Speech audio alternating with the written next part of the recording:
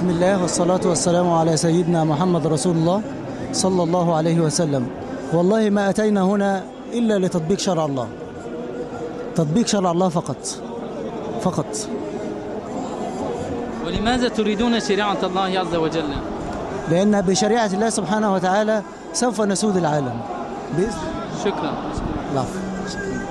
رحيم. الاسم عصام احمد عبد القادر خضر، فرسيس مركز بنها قلوبيه. هنا جاي اطبق شرع الله. ما هو ايه شرع الله؟ اللي انا اعيش في امان. يعني واحد ده يعني اسيب بابي مفتوح، واحد دخل يسرقني يتقطع ايده، واحد قطعني يقتل لو بعد حين. وعلى فكره شرع الله النبي وصى على جميع الاديان. النبي عليه الصلاه والسلام وصى على جميع الاديان، يعني جنبنا المسيحيين اليهود كل اي جنسيه احنا الدين بتاعنا وصى عليها. فالنبي عليه الصلاه والسلام وصى على كله. فهنا انا جاي من بنها اللي انا اطبق شرع الله اللي هو ده. وشوف في ميدان التحرير اليوم. شوف الكاميرا. مؤازرة للجمعية التأسيسية لتطبيق شريعة الله وتغيير المادة من المادة الثانية من الدستور، وجعل الشريعة الإسلامية هي الفيصل في تطبيق الإسلام.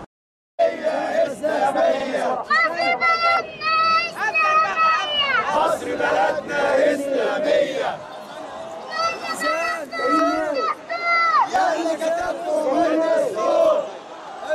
والله اجتمعنا علشان خاطر تطبيق شرع الله، تطبيق الشريعة ديت لا يختلف عليها أي مسلم.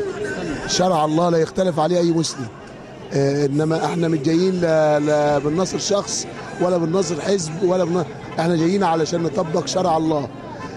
وفي مصر يعيش يعني مختلف الناس، النصارى والليبراليون، وهم يعيزون ضد الشريعة الإسلامية.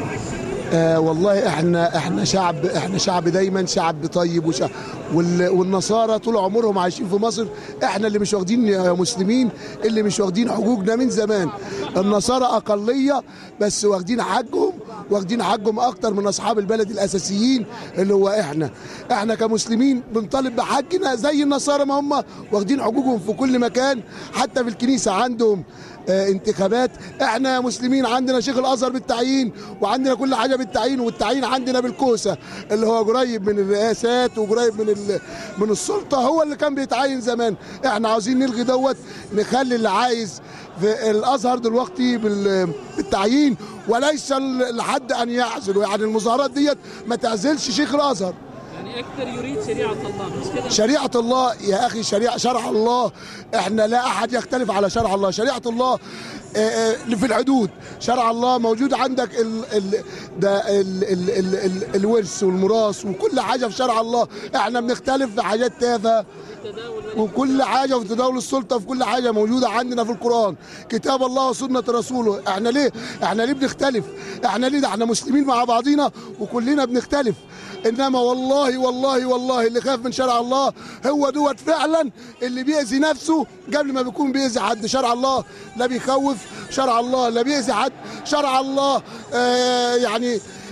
ما فيش انت عبد. واحنا ليه نقارن بين عبد نزل حاجه على هواه وعلى هوى الصحبه والمجموعه اللي حواليه، ولا ربنا نزل لنا قوانين لينا تعمينا كلنا مش لفرد ولا الجماعه.